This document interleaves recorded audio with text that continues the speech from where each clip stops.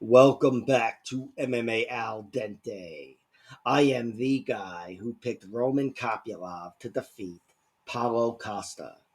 Yeah, Paulo's pretty big and strong, but how's he going to handle the technical kickboxing match with Roman Kopylov? Have you given that any thought? All right. I'll get to that fight in a few minutes, but I'm here to recap UFC 318. And of course, I'm going to start with the main event.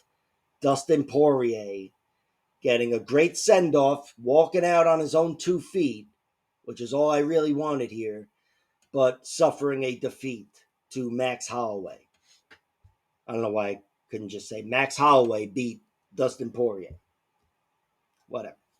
But yeah, Dustin Poirier, the night was about him. And I think Max, first of all, credit to Max for walking away during the post fight celebration and saying, whatever he said really quickly. I'm the BMF, blah, blah, blah. And now here, I don't want to make you wait for Dustin Poirier, your hometown guy, and the guy who this whole night was built around.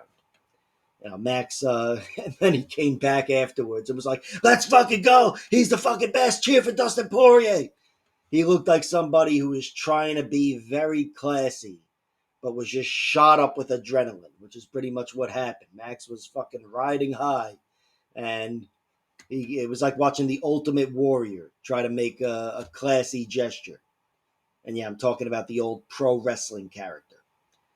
But Max is like the Ultimate Warrior in the UFC. And here I thought this was a great 5-round performance from him. He was hurt, which again is something you'll hear me mention moving forward. He's getting older, he's getting hurt a little more, and blah, blah, blah. But he was still hurt and bounced back in a big way. And I thought controlled the majority of this fight. I thought he won the majority of the small moments, as Max typically does. But of course, I thought he won the majority of the big moments as well. And despite all that, I still think the fight was pretty close. It actually, Dustin won rounds 2, 3, and 4 on different judges' scorecards, which I don't really agree with. I mean, I think he stole round 2 and he was competitive in round 3, but still, I thought Max was a half step behind generally. I mean, a half step ahead generally, and Dustin, credit to Dustin. He was fighting a different Max Holloway here. Their reflexes were different than they were 5, 6 years ago, whenever the last time they fought. And Dustin was a half step behind, but still going forward and still trying to take Max's head off. He wasn't able to dictate things with his jab.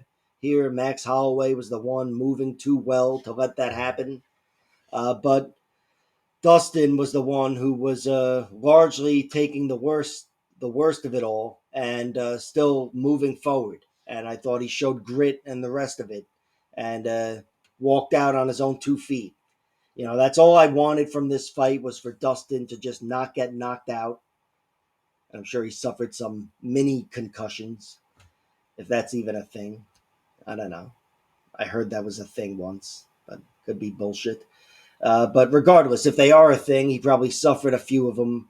But I still think he's getting out very healthy and, of course, very wealthy and surrounded by family and friends and celebrity friends and all that horse shit. And this was still an amazing night. And also, I have to say, I love how the UFC was using Born on the Bayou, because that's one of my favorite songs. And they were using the John Fogerty version, but that set the tone, and it was just a great celebration of all the Louisiana fighters. They had a good chunk of them on the card, and it was awesome. But professionally, MMA wise here, Max Holloway makes this right against Dustin Poirier. Yeah, he loses the trilogy, but this is still a gigantic victory. And even though Dustin had one foot out the door, he still had the other foot in the top 5 of the lightweight rankings. So this was a gigantic win for Max. And I don't know what he does next, but obviously he's a superstar, and you could plug him into the fucking middleweight title fight, and I wouldn't complain about that. I'm actually all for it. Let Max fight the winner of Hamzat versus Dricus. But yeah, Max, he's still 32. He's a superstar and just got a gigantic victory. Um, One of the biggest, if not the biggest, of his career. One of the biggest. But yeah, Dustin Poirier, this whole night was about him. And again, I'm glad he's walking out healthy. And they gave us another 5-round war, but he only lost the 5-round war because he was fighting one of the best fighters of all time in Max. Uh, I still think Dustin beats a lot of great fighters today. In the co-main, Paulo Costa beat Roman Kopylov by unanimous decision. This one I got completely wrong. I thought Paulo Costa was going to be a step and a half behind, and he looked a step and a half ahead, if not 2 steps. Don't ask me to measure a step for you. But Paulo Costa was definitely ahead here. Roman Kopylov, I thought, would be the sharper technician on the outside. I just favor the guy who kicks better, pretty much. And his kicks were a non-factor here. Paulo Costa was landing some kicks and some punches, and he had him off that whole fight. Roman Kopylov did battle in the end. I thought he gave a good account of himself in round 3, which is where he typically shines. But even there, Paulo Costa was kind of in control of things the whole time. He had 1 or 2 dicey shots, but great win for Paulo Costa. I did not expect him to win, but if he did win, I wouldn't expect him to look like the surgeon. He looked like a surgeon in there. And, usually he plays the role of the brute. And this is the only victory he's had in the last 5 years is against Luke Rockhold in that sloppy, insane fight with a guy in Luke who's a former champion, but I think had semi-retired or whatever before that. And that was just, I didn't know what to make of Paulo Costa here. I didn't know what to make of that fight. But here he reminds us he's a top middleweight. And he doesn't just knock out Roman Kopylov, doesn't just make this a brawl, beat him with physicality. He cleanly outpoints him. Very impressive win for Paulo Costa. And for Kopylov, he's still a young fighter, and he's a viable middleweight moving forward. But, my estimation of him has dipped here. And this, by the way, was an example of UFC levels and shit. The levels thing that it's just like, oh, this guy should be better because he fought better opposition. Sometimes that's the story of the fight, and that was the story here. Roman Kopylov was not on the level of the guys who have beaten Paulo Costa. He's been mixing it up with top fighters for many years now, and his record was a little deceptive, and Paulo Costa came through as the better man here and next leveled Roman Kopylov. Third fight from the top, D-Rod beat Kevin Holland. This was an incredible fight. I thought this was fight of the night. I don't know how it wasn't the fight of the night. They gave it to Vtori and Brendan Allen. I think that might be a little hometown bias with Brendan Allen maybe. The crowd was into that fight. But D-Rod and Kevin Holland, that was like exhausting. That was tough to watch as a fan. I mean, D-Rod definitely won the fight, but in round 3, I think that's the worst either guy was hurt in that fight. And Kevin Holland was badly hurt earlier. But D-Rod ate this uppercut from hell when he looked dead. I saw the lights go out. And then he kind of landed on his feet and woke up and turned away and kept fighting. But I thought it was a miracle that he survived. And I'm really glad he did because my only bet was D-Rod winning by decision. And that really worked out. But I'll tell you, I was basing that bet, and that wasn't my prediction, but that bet on Kevin Holland and his durability. But you will hear me mention next time, yeah, this guy can be knocked out. It's never happened, but I think it happened 6 times in that D-Rod fight, and the fight just wasn't stopped. He was hurt badly from that first one early, I think, in round 2 or whatever. D-Rod had him badly hurt and would dive in on the ground as soon as he hit the mat a few different times with a big punch. And then Kevin Holland would take a few seconds to recover and then start rolling with him and doing his thing. Kevin Holland is tough as all fuck. I mean, that guy's got heart for days. And I'm just talking about his chin here and the strikes, but he also showed a lot of heart fighting at his submission attempts. And I did regret not delving into that pre-fight, thinking, D-Rod, I said he couldn't submit Kevin Holland, but I had it in the back of my head. He could. D-Rod submitted Tim Means in his UFC debut with a guillotine. And of course, Kevin Holland is a tall, thin guy with thin neck and thin limbs and whatever. It could happen. But yeah, D-Rod locked up some tight chokes, ninja chokes, and darces, and whatever else, guillotines. And Kevin Holland, on pure exhaustion, was able to dig deep and fight out of that. And of course, he's got a lot of jiu-jitsu skill to help him out there. But the fight was exhausting, and D-Rod, in the end, I thought it was a great look for him, advancing to mount on Kevin Holland, even though Kevin Holland was fucking dead at that point, but Kevin Holland had him dead earlier in the round. That was just an incredible fight. Really, when I was watching it, I was thinking, this is about as good a fight as I've ever seen. And probably had that wrong. But it was still incredible. It was tough to watch, and I couldn't believe it made it to the final bell, especially when I was waiting on it. Those last few minutes were exhausting. So a great win for D-Rod, great performance from Kevin Holland. This is a welterweight loss, and he had a lot of welterweight momentum, and this does change his profile here, but he's still a star moving forward. This doesn't hurt that at all. And yeah, he's still a problem at welterweight. Great fight from both guys, but yeah, D-Rod with an incredible performance. He steps over Kevin Holland. Patricio Pitbull beat Dan Ige. I thought this was a pretty clean victory from Patricio Pitbull. I do see what the commentators see. I'm sure you do as well. He definitely doesn't have the highest volume. He manages himself very well, and of course, he's saving up his energy for some spurts, some quick bursts. And I think he knows his strengths.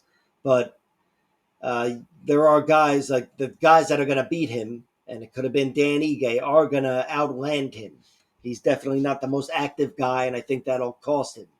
But I'm acting like I just discovered Pitbull. I've been watching him fight for years, and he's long in the tooth. He's very old and whatever, but he's still a top fighter. And here he beat a top middleweight in Dan Ige, and I thought he beat him pretty cleanly. I thought he mixed in his grappling very well, especially when he was athletic and energetic in round one. I was able to force some takedowns. And in round two, he had the big moment on Dan Ige. He wasn't able to put him away, but he had him hurt for a minute or so. He had him hurt a few times and definitely took control in that round. Dan Ige battled hard in round three. I think he caught him with a head kick in the opening seconds. And Dan Ige definitely got the better of him in the end. But it was another one of those Diego Lopez situations where too little, too late. This time he wasn't taking the fight on 4 hours' notice. But yeah, Dan Ige is a round three fighter, but round three wasn't enough here.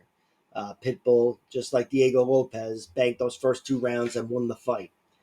Good win for Pitbull. I was kind of rooting for Dan Ige to win, but Pitbull, he's a guy who's got an incredible resume, and part of me is glad that he's not 0-2 in the UFC. I didn't want him to come over and just get kind of stepped on. And yeah, here he moves forward, and he could be making some big waves at featherweight. Everything's middleweight with me.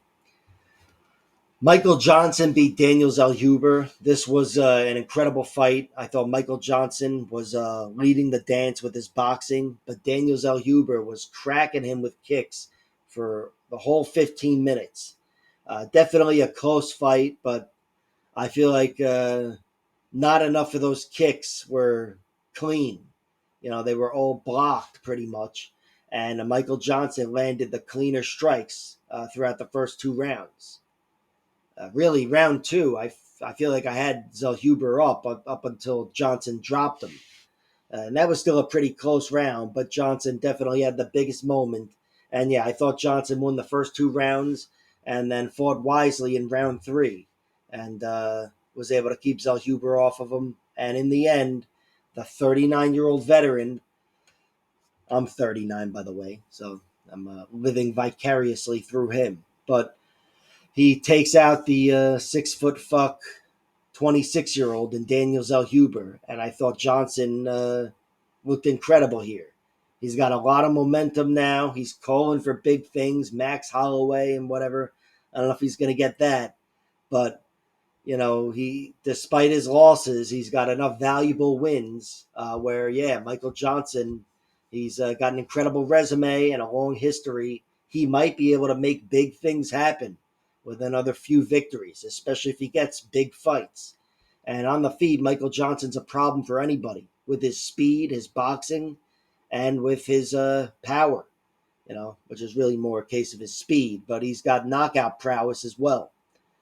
And that's why I wasn't able to commit to him winning by decision. I picked him to win by decision, I think. I don't know. And I bet on him to win by decision, a few little rinky-dink parlays, but my Michael Johnson bets were primarily his money line because his power would scare me from committing to decision and his speed. But yeah, great win for Michael. And for Daniel Zellhuber, this is a tough loss for him.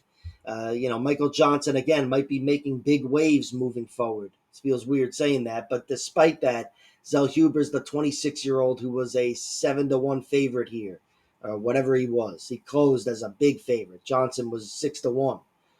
So, yeah, Zellhuber, he's still clean, never been hurt too badly. I mean, he gets hurt in every fight that he loses, but he's never been finished. And I think he's still got a future in the UFC, but this was definitely a setback, a big professional setback.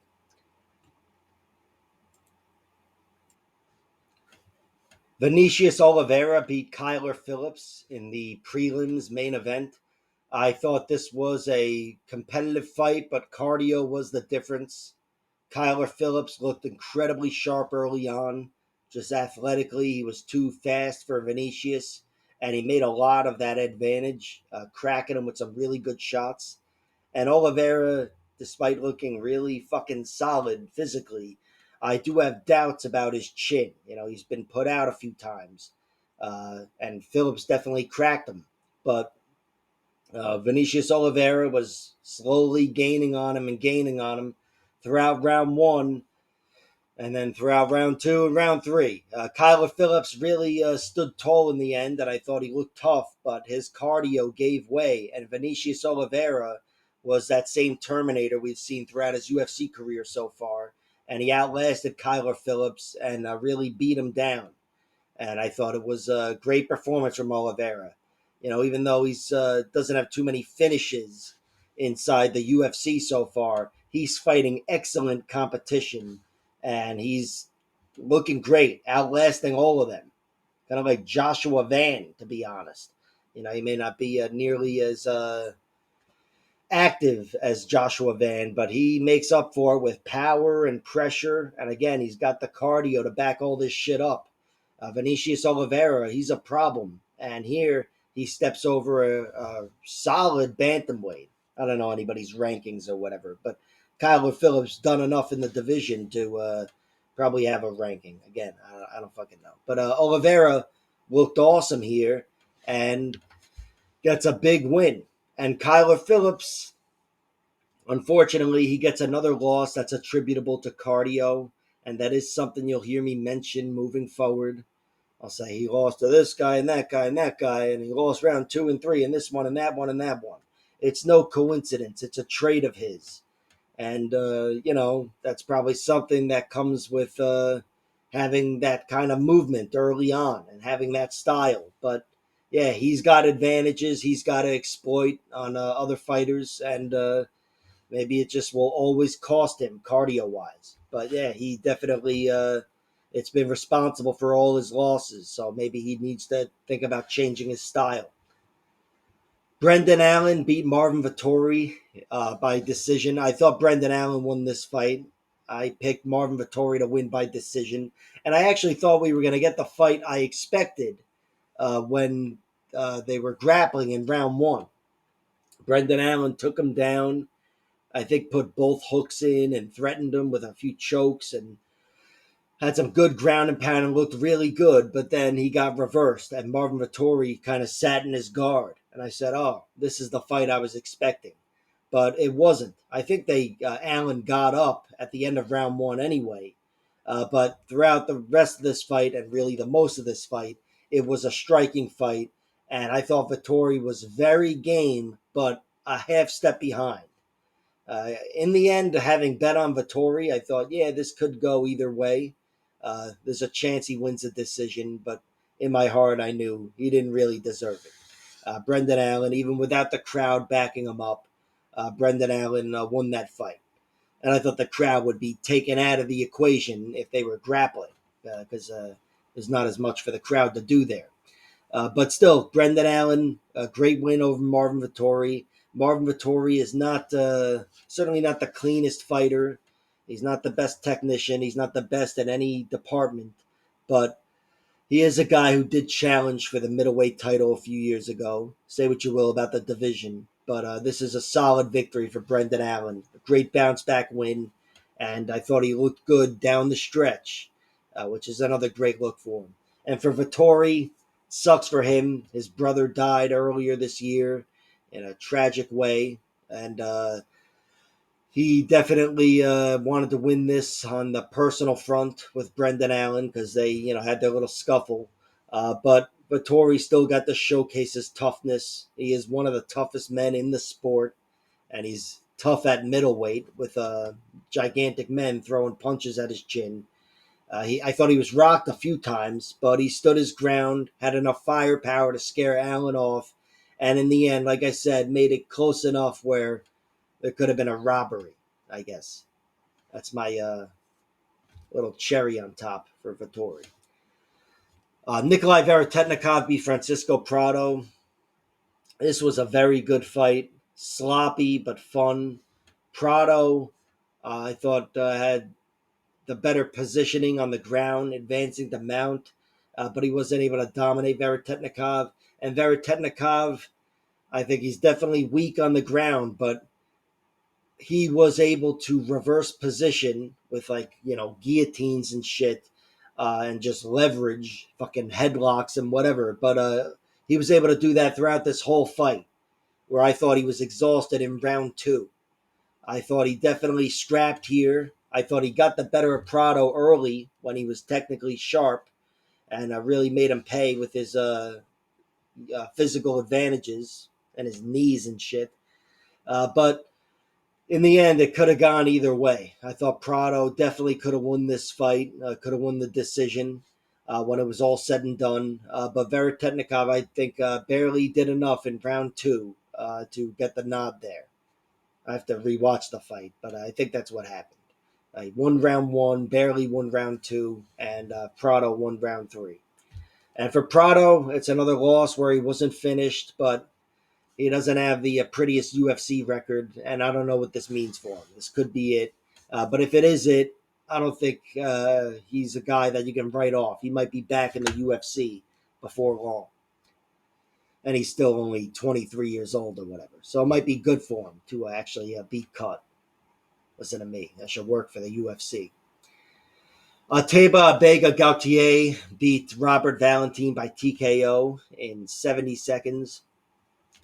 And I'm pretty sure afterwards, backstage, Robert Valentine went up to Gautier and said, "Come on, right here, bring it. That didn't hurt. Bring it. I'm still here. Come on." Because he did that after every single strike. Every single strike that Gautier landed, Valentine was taunting him. And, it was obvious the strikes were hurting, but, he's lost in the forest. He can't see the trees or whatever the fuck it is, where he thought, yeah, maybe I'm fooling him here. But he wasn't fooling anybody. And after 5 or 6, come on, right here. No, I'm right here, really. Come on. He just stopped talking and he got beaten down. Great win for Gautier. We don't learn much more about him as a fighter. This is not anything I'm going to harp on moving forward, but it's still his best victory. I guess in that sense, it is great. He got his best victory here, and he steamrolled the guy in 70 seconds. So the level of opponent that he can steamroll has gone up. And Goutier looks like, again, a lot of promise with him. Great win for him. Funny loss for Valentine. Let's move on. Islam Dulatov, whatever. He knocked out Adam Fugat in round one with, I believe, a beautiful counter left hand. And Adam Fugat, a guy who's been hurt before, but still tried to tough it out in general. Here, he was not able to tough it out. It was just a matter of power, and on the ground, he was overwhelmed pretty quickly by a bigger guy in Dulatov. I am worried about this guy's skinny legs taking those kicks. Of course, the commentators pointed that out, but I'm worried about anybody with skinny legs taking kicks, and I'm even more worried about them throwing kicks because I'm afraid I'm going to see another fucking femur bone broken in half. But Adam Fugat, he was not able to make anything happen, wasn't able to force anything with the leg kicks or change the course of this fight. Dulatov still had those physical advantages and the speed and the technique, in my opinion, on his side, and went through Fugat pretty quickly. Great win for Dulatov. We don't learn too much about him as a fighter. It's another first round finish for him, and he's already got a lot of those. But just like with Goutier, it doesn't hurt. So great win for Islam Dulatov. Nice UFC knockout here. And for Adam Fugat, I don't know where he's at moving forward in the UFC, but yeah, he's definitely a guy who's got to worry about his health. Jimmy Crute went through Marcin Prochno in a round with an armbar. I thought Jimmy Crute would be looking to grapple here, and he was just a little too much for Prochno on the ground. I thought on the feet, too, Jimmy Crute looked good.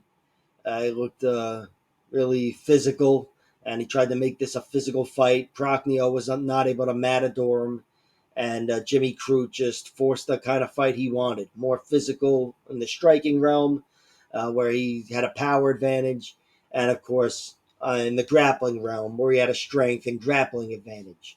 And he was able to go through Prochno pretty quickly. Great win for Jimmy Crute. It was great to see him get back to his submission ways. And by the way, I picked him to win by submission, but I didn't bet on him to win by submission. I just played the under because the submission line was not worth it. I mean, in the end, it was, of course, but it was like a plus 150, and I didn't love that, and I just played the under. But still, we got the under here. Great win for Jimmy Crute, and tough loss for Marcin Prochno. I'm glad he wasn't knocked out, being the older guy moving forward, but he's been submitted, I believe, in his last 3 losses here. And unlike his last 2, this one wasn't in round 3. So Prochno may not be hanging around the UFC too much longer, but again, at least he wasn't concussed. Ryan Spann beat Lucas Dresky with a guillotine choke. It had to be a guillotine. Even if he hit that arm triangle choke, I was just going to call it a guillotine anyway.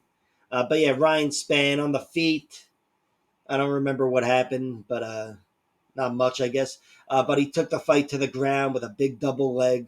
Ryan Spann was intent on grappling here. That was no accident. And on top, he dominated Lucas Dresky. Like I said, almost went through him with an arm triangle choke, but forced him to scramble, and he left his neck hanging out there, and that's all Ryan Spann wants.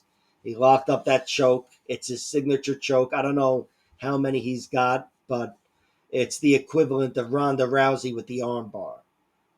Great win for Ryan Spann. I can't say this was the biggest surprise because he's a guillotine monster. But yeah, great win for him. And for Lucas Dresky, I think that's it. To be honest, I don't know. But yeah, he's definitely not UFC level. Just to be fair, now I believe his record is 9-5. But he hit the big time. He served his purpose, and I'm glad on his way out he didn't have the shit knocked out of him. Bruno Ferreira beat Jackson McVey with an armbar. So it's kind of like a Jimmy Crute situation.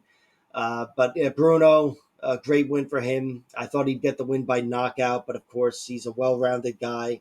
And Jackson McVey, I think this was a really tough fight for him. Really tough fight in the matchup, but also the circumstances. And yeah, I think he gave it his best shot, but he did not look too good in there. I think technically he's going to have a hard time with a lot of UFC fighters, just in the small moments, the 1-2 battle. I think comfortably on the feet, he's just not there. And he wasn't able to really make anything work for him. And Bruno Ferreira was able to toss him around and went through him pretty quickly. Great win for Bruno. Tough loss for Jackson. I don't know if he'll be given another shot. He certainly handled his first fight like a soldier, taking fights on short notice and being relocated and rebooked. And yeah, he definitely went for it, but I think it was very too much, too soon for Jackson McVey. Why can't I speak? I don't know. And in the opening fight, Carly Judis beat Nicole Kariotti by TKO in round 3. Just a beautiful knee to the body. That was a single kill shot. But even before that, of course, Carly looked awesome. She had really good takedown defense. Cagliari was able to force a few takedowns, maybe got her down briefly or whatever, but Carly was right back on her feet, just a better athlete, and too much at range and in the clinch, too fast, kind of like the other long, tall blonde, Dakota Ditcheva, who won in the PFL yesterday. Carly Judis was just too much for Cagliari. Really fast, didn't slow down in round 3 either, and beat the fight out of Cagliari. Cagliari hit it with some good shots in the opening minute and was able to force a takedown or whatever happened there. But after that, she was on her feet, she was tired, and Carly Judis was still firing on all cylinders. This girl is fucking awesome. She's a lot better than her record, which is 5-2. And yeah, I think she's here to stay in the UFC.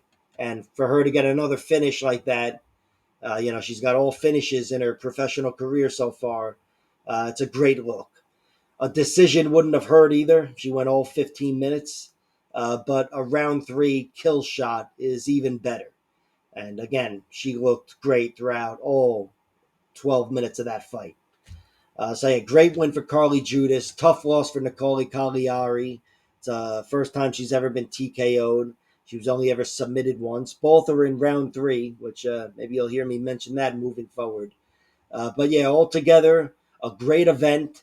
We didn't get the finishes on the main card, which was a bit disappointing, just on paper, and a lot of decisions, but we still got some incredible fights. The D-Rod fight and Kevin Holland especially was a fucking war. There were about 10 finishes in that fight. The ref just didn't stop it. But yeah, altogether, an excellent event. And the main event, some may view it as lopsided, some may view it as razor thin. No doubt the right guy won, but again, at least Dustin Poirier didn't get knocked unconscious, and he gets to retire healthy, rich, and the subject of all of MMA Al Dente's envy. Like, share, subscribe, all that horse shit, and check out my other videos.